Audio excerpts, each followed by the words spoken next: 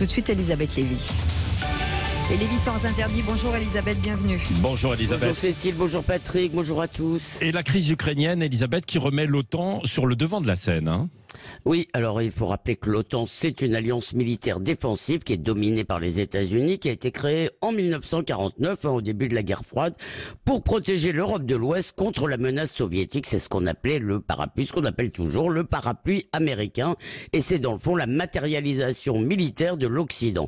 Alors l'article 5 du traité de l'Atlantique Nord, donc qui crée l'OTAN, en vertu de cet article, eh bien toute attaque contre un pays membre entraîne une riposte des autres. Donc l'OTAN n'a pas de troupes en propre, mais ce sont des contingents qui sont mis à disposition par les États membres. Alors je rappelle aussi que dans l'Alliance, les seuls pays européens à posséder une force de frappe nucléaire, bien sûr il y a l'Amérique aussi, mais en Europe, eh bien les seuls ce sont la Grande-Bretagne et la France. Alors à la fin de l'URSS, c'est en 91, l'OTAN semblait avoir perdu sa raison d'être. En plus, elle s'est discréditée, enfin à mon avis, en 1999, en bombardant la Serbie au mépris des traités et en prétextant un génocide qui n'existait pas au Kosovo. Elle s'est ensuite engagée dans une périlleuse, fumeuse même guerre contre le terrorisme, notamment en Afghanistan, qui s'est finie dans le désastre que l'on sait.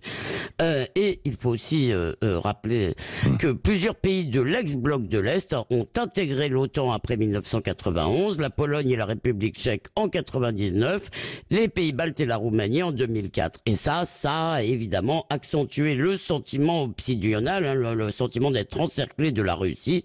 Mais d'un autre côté, il faut se demander, est-ce qu'il fallait laisser tous ces peuples se débrouiller avec un voisin qui leur avait laissé tout de même de fort mauvais souvenirs?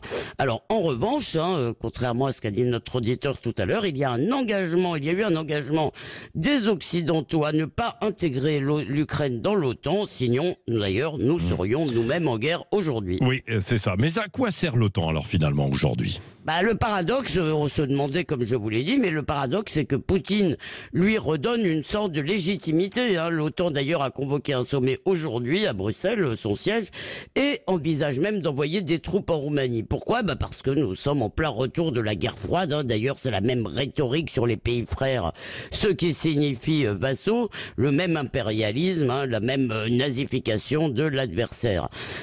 L'URSS était la continuation de l'empire tsariste. Eh bien on a quand même l'impression que la Russie poutinienne c'est la poursuite de l'URSS.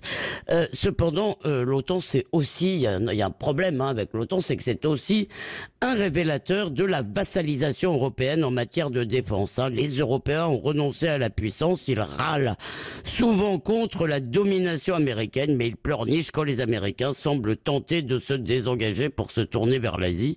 Et surtout, ces Européens, pour l'essentiel, se gardent bien d'affecter à leur défense les budgets nécessaires. Alors, il ne faut pas fantasmer, à mon avis, une armée européenne.